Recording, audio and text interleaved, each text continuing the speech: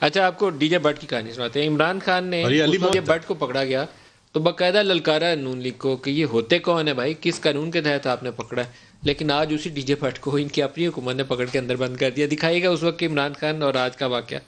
D J but محنت کا آدمی اس کو غائب کر دیا ہے.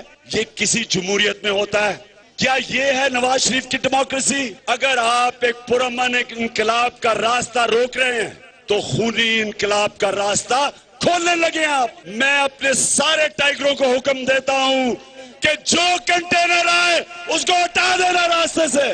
100 کے جتھے میں آنا, سیلاب کی طرح لے جانا ان کو. شاہ محمود قریشی میں آپ کو کہتا ہوں ان سے کوئی بات چیت مزید آگے نہ کریں. لو جی وہ فوٹیج بھی تو دکھائے نا جی, وہ بیچارے کو پکڑ کے اندر لے گئے.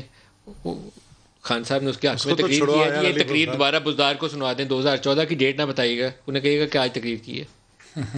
بندہ تو چھڑا دیں. نہیں ایسا نہیں ہے. دیکھیں قانون ہے, اس وقت کرونا کا مسئلہ ہے, اس کے علاوہ کوئی مسئلہ نہیں ہے. یہ نے 50,000 جلسے کیے ہیں, کسی نے روکا ہے؟ جلسے کریں آپ, بے شمار کریں, لیکن لوگوں کی زندگیوں سے جو ہے وہ آپ نہ کھیلیں.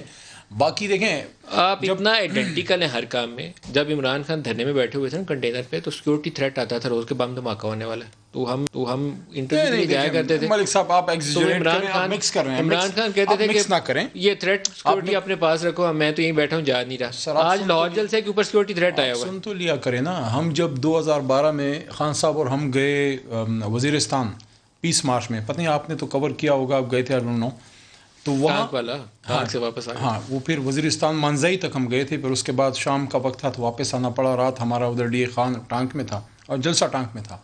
تو باقاعدہ ہمیں یہ بتایا جاتا تھا کہ جناب خود کچھ بمبار ہے تو فلانا ہے. مولانا صاحب ہمیں ڈراتے تھے.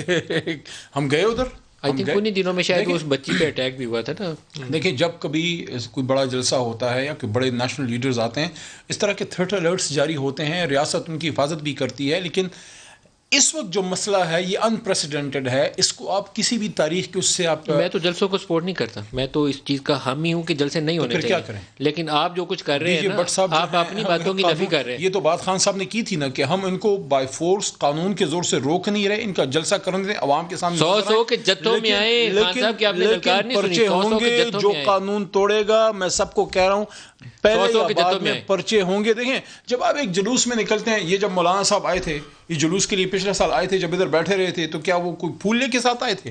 آپ کے جتھوں میں آئے. احتجاج کے دوران آپ تقریر بھی کرتے ہیں, سخت تقریر بھی کرتے ہیں, لیکن اس وقت کرونا کا مسئلہ ایسا ہے کہ آپ پبلک گیدرنگ الاؤ نہیں کر سکتے. باقی کوئی بھی دیکھیں, باقی کوئی بھی قانون ہاتھ میں لے گا, قانون حرکت میں آئے گا, چاہے وہ ہم ہے چاہے کوئی اور ہے. اگر آپ قانون ہاتھ میں لیتے ہیں, آپ کریں جلسہ.